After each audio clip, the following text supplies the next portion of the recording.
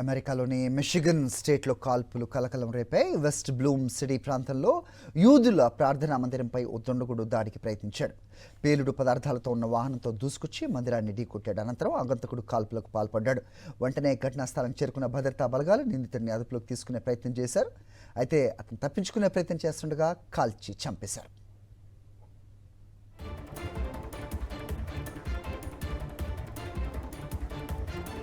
ఈ ఘటనపై American president Donald Trump స్పందించారు. వెస్టర్న్ ఏషియాలో యుద్ధం కొనసాగుతున్న సమయంలో ఇలాంటి దాడులు మరోసారి జరగవచ్చని అభిప్రాయం వ్యక్తం చేశారు. ప్రారంభ దశలోనే నిర్మించాల్సిన అవసరం ఉందన్నారు. నిందితుడు కాల్పులకు ఎందుకు తెగబడ్డాడు, కుట్ర కోణం ఏదైనా ఉందా అన్న కోణంలో దర్యాప్తు చేపట్టారు మిషిగన్ పోలీస్.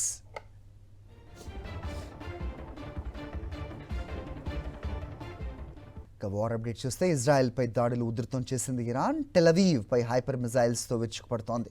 సైరన్ల మోతతో టెలవీవ్ హోరెత్తిపోతోంది. దీంతో అండర్ గ్రౌండ్ షెల్టర్లోకి వెళ్తున్నారు ప్రజలు. ఇరాన్ దాడుల్లో పలు ప్రాంతాల్లో భవనాలు నేలమట్టమయ్యాయి. అటు ఇరాన్ ప్రయోగిస్తున్న మిజైల్స్ను డ్రోన్లను అడ్డుకుంటోంది ఇజ్రాయెల్ డిఫెన్స్ ఫోర్సెస్.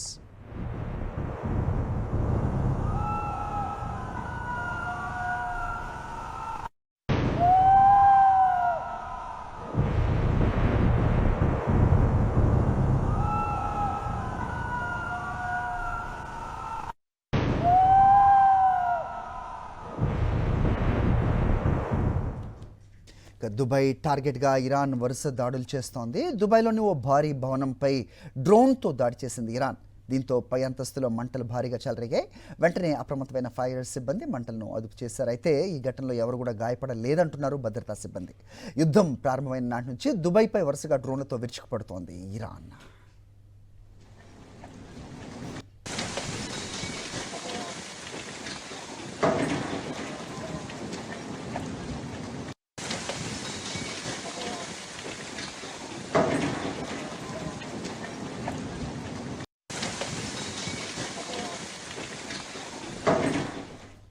ఇరాక్లో ఉగ్రవాద వ్యతిరేక పోరాటంలో ఉన్న ఫ్రెంచ్ సైన్యంపై భారీ దాడి జరిగింది.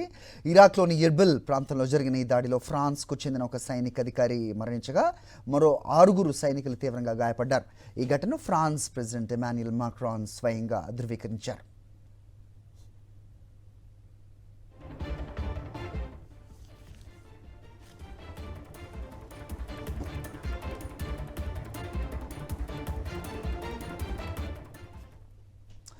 అంతర్జాతీయ ఉగ్రవాదాన్ని అణచివేసే లక్ష్యంతో ఇరాక్లో మోహరించిన ఫ్రెంచ్ దళాలే లక్ష్యంగా ఈ దాడులు జరిగాయి.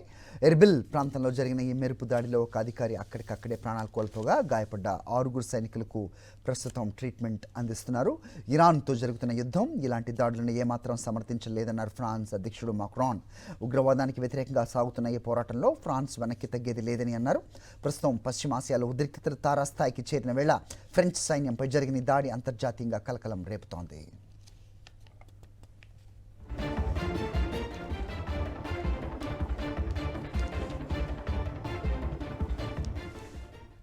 రాత్రి వేళ చుట్టూ చిమ్మ చీకట్లు, నడిసంద్రంలో ఓ నౌక. ఇదే సమయంలో ఒక్కసారిగా భారీ శబ్దంతో అగ్ని జ్వాలలు ఎగిసిపడ్డాయి. ఈ దృశ్యం చూస్తే హాలీవుడ్ సినిమా సన్నివేశం అనుకుంటే పొరపాటు. ఇది హర్మూజ్ జలసంధిలో ఇరాన్ దాడి తర్వాత మంటల్లో చిక్కుపోయిన అమెరికా ఆయిల్ ట్యాంకర్ నౌక సేఫ్ సీ విష్ణు దృశ్యం. దాడి తర్వాత రెస్క్యూ కోసం వెళ్లిన నౌకలోని సిబ్బంది దీన్ని రికార్డ్ చేశారు. ప్రస్తుతం ఈ వీడియో వెలుగులోకి వచ్చింది. అండర్ వాటర్ డ్రోన్స్తో ఇరాన్ దళాలు నౌకపై దాడి చేశాయి. ఈ దాడిలో భారతీయ నావికుడు ఒకరు చనిపోగా మరో 15 మంది సురక్షితంగా ప్రాణాలతో బయటపడ్డారు.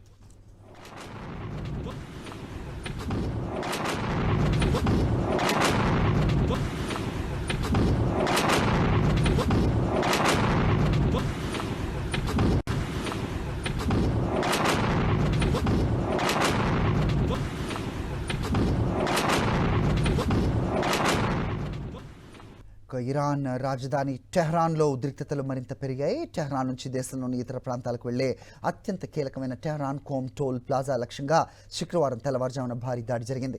ఈ ఘటనలో ఇరాన్ రెడ్ క్రెసెంట్ సొసైటీకి చెందిన ఒక సహాయక కేంద్రం తీవ్రంగా దెబ్బతినింది. ఈ దాడిలో 3 రెడ్ క్రెసెంట్ సిబ్బంది గాయపడ్డట్టుగా సమాచారం.